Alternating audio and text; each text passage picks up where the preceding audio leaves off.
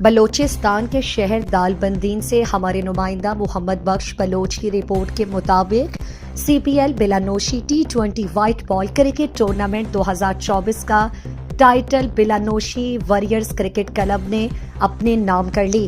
Final match Bilanoshi warriors cricket club اور B M lines cricket club کے درمیان کھیلا گیا۔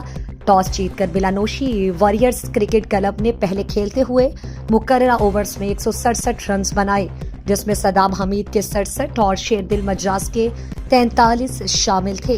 بعد میں مطلوبہ ہدف کے تعاقب میں B M lines cricket club نے 140 رنز بنائے، جس میں افتخار ماندائی نے 56 رنز بنائے۔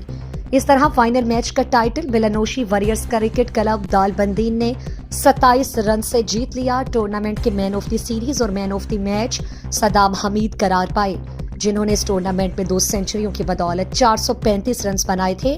میچ کے مہمان خاص ممتاز قبائلی رہنما سردار عبدالجبار بلانوشی تھے، جنہوں نے ٹورنامنٹ کمیٹی کے لیے نقد 30,000 روپے، ونر ٹیم کے لیے 10,000 روپے اور رنر ٹیم کے لیے 5,000 روپے دینے کا اعلان کیا۔